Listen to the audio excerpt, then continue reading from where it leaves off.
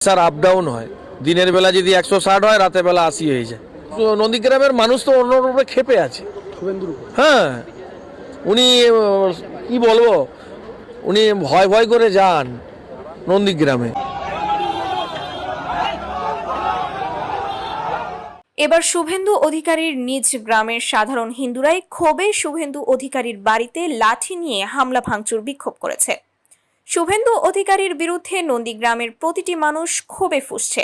সামনে পেলে পাছার ছাল তুলে নেবে বিক্ষুব্ধ গ্রামবাসী।